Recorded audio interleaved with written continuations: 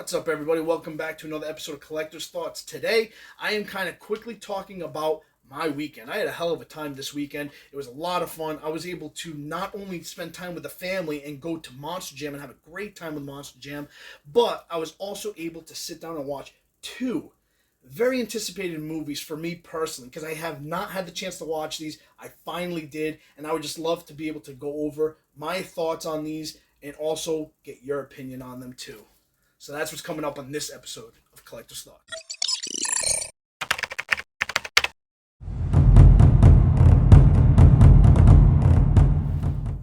What's up, guys? Welcome back to the channel. Now, this weekend I had a lot of fun with the family, and we did some great stuff. We try to always do things, together as a family at least once a week. And this week we went and had a blast at Monster Jam, so that was a great time. I put up a bunch of shorts and stuff like that. So if you guys get a minute, please check it out. It was a great time, and I highly recommend you guys checking out Monster Jam if you haven't, ever in your life. But Monster Jam, as fun as it was not the only exciting thing I did this weekend.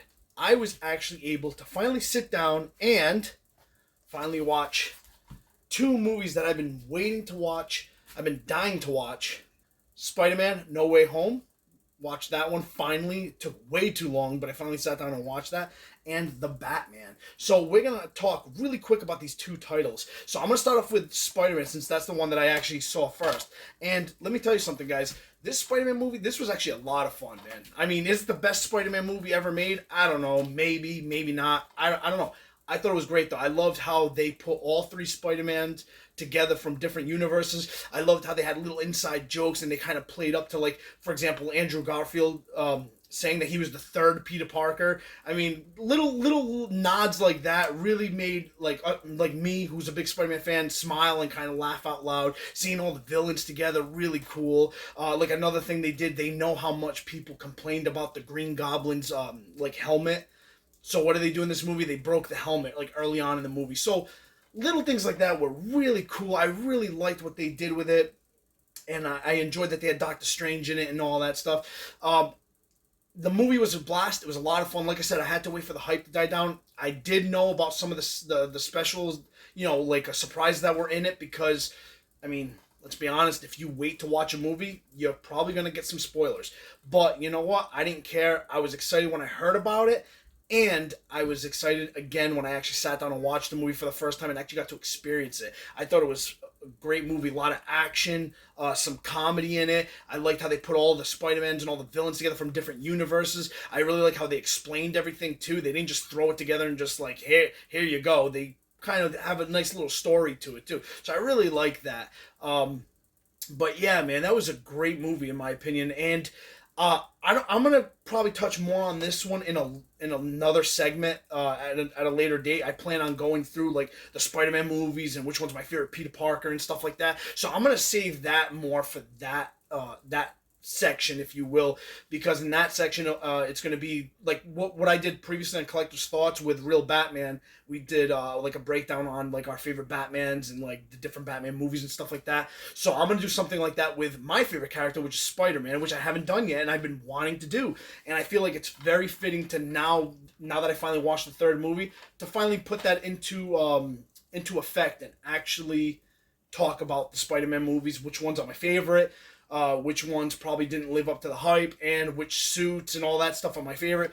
And we're going to be doing that on a Collector's Thoughts. I would like to get Real Batman back on for that, but if not, I'll be doing it by myself, and no big deal. I'm a big Spider-Man fan anyway, and I love those movies, man. So, yeah, so that's it for this movie. I don't want to touch on it too much, but great movie, a lot of fun. Really enjoyed it. Even though I knew the spoilers, didn't care, still had a blast watching this. So anyway, now we're jumping over to the Batman one. This one I actually watched this weekend as well. So like I said, this weekend was a lot of fun, and I was very excited to watch this. I don't know if I was more excited to watch this than I was the Spider-Man one, though, to be honest with you. But I was definitely interested to see the way that the direction they went with this. One thing I'm going to say right off the bat is I think the movie was a little too long, to be honest with you.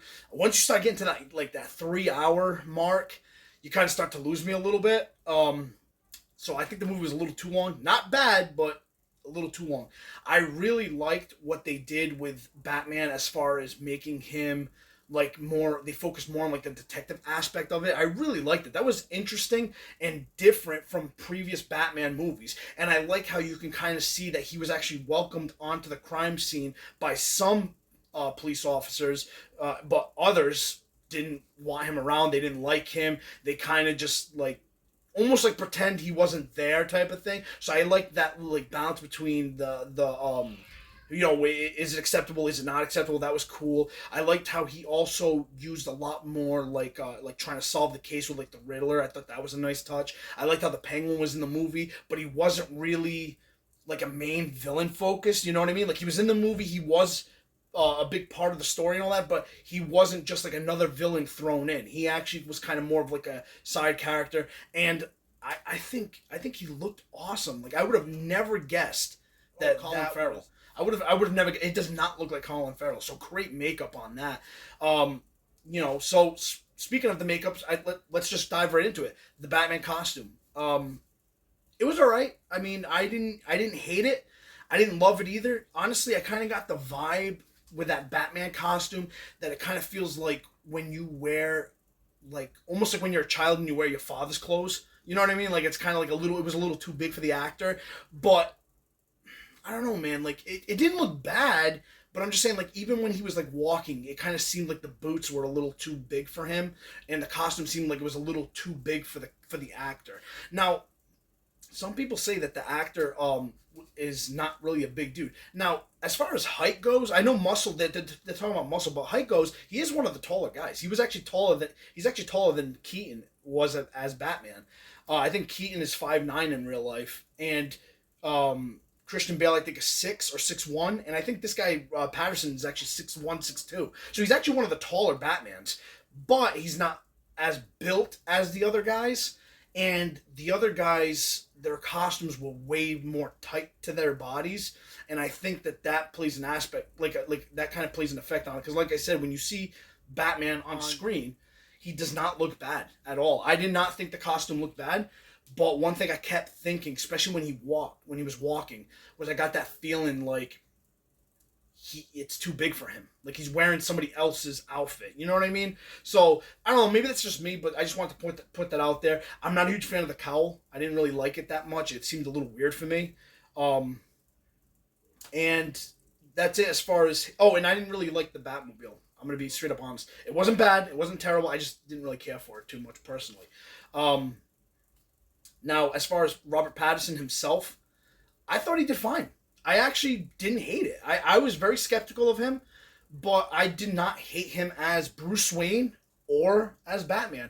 I thought he did a pretty good job with like when he lowered his voice to have that like more intimidating voice. Seemed cool. He looks good in the costume, for the most part. And him as Bruce Wayne, I didn't have a problem with him as Bruce Wayne either. He had he had the longer hair, which was different for Bruce Wayne, as we've seen from other iterations of the character.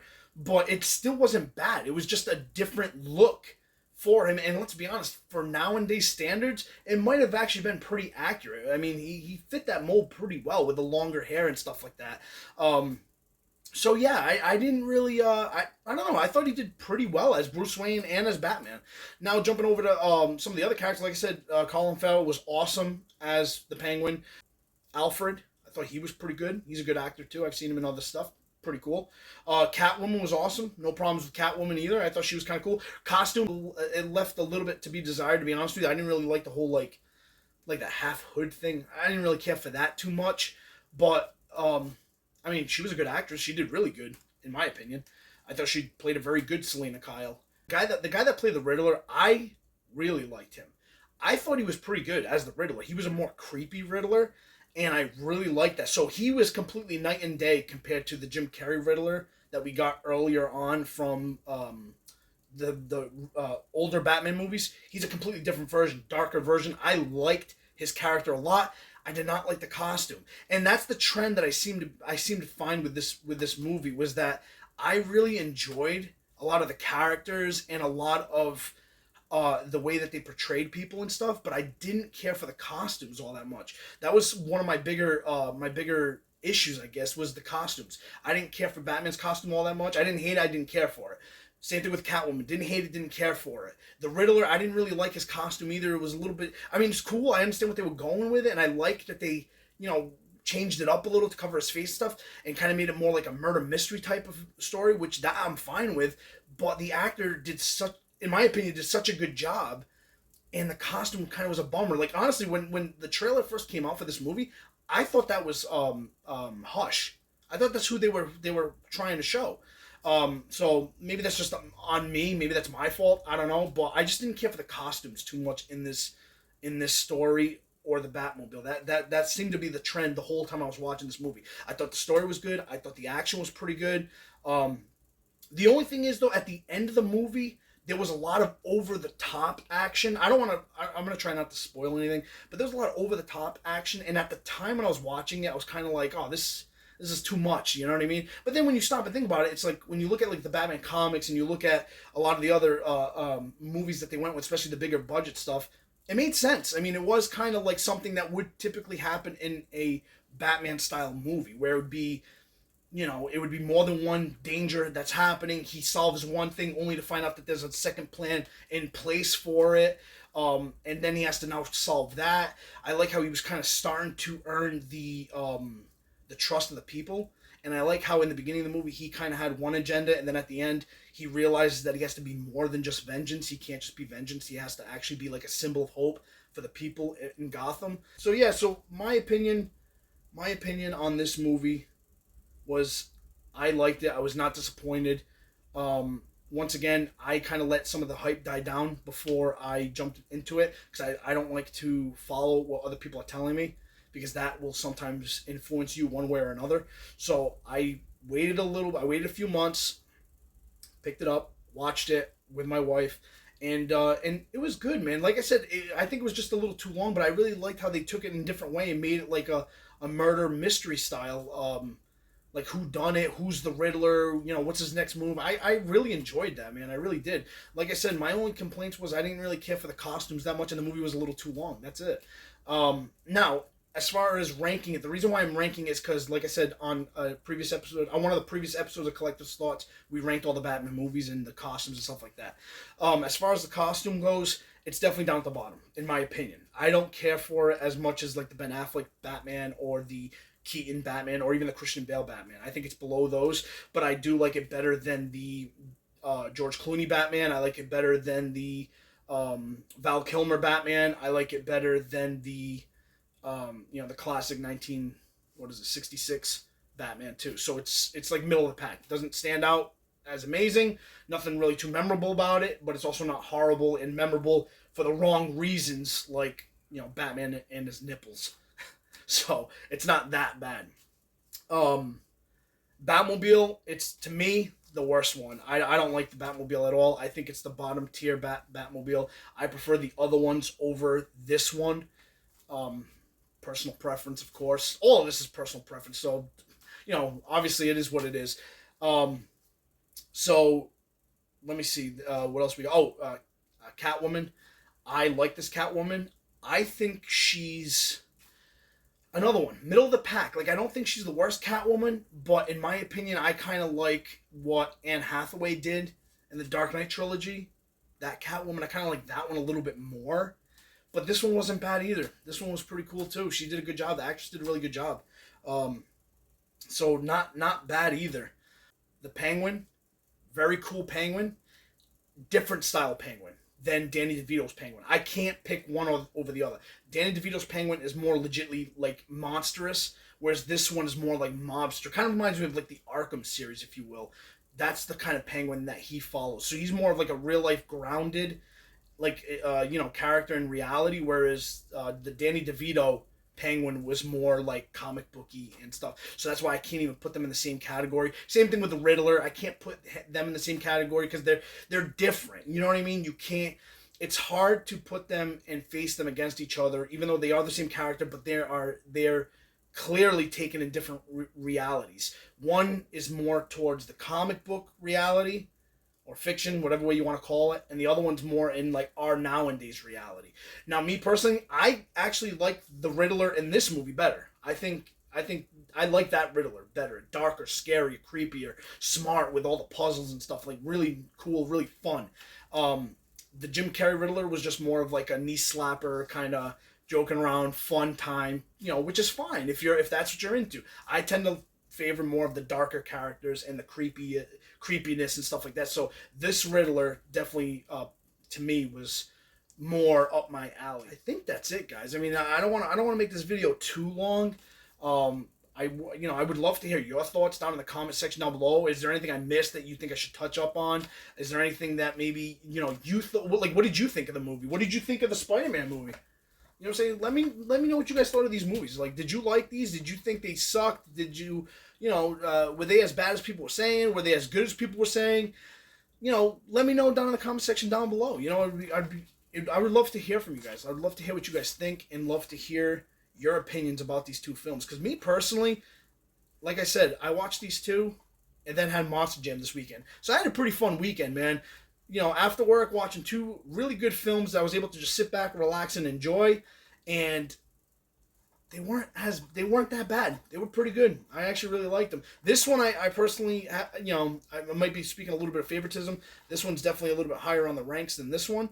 But this one definitely wasn't a bad, installment in the series. And I'm hearing rumors that they're supposed to be making two other ones. So I'm interested to see where they're going with it, especially with that teaser at the end. I believe that was the Joker in Arkham when they actually had the Riddler.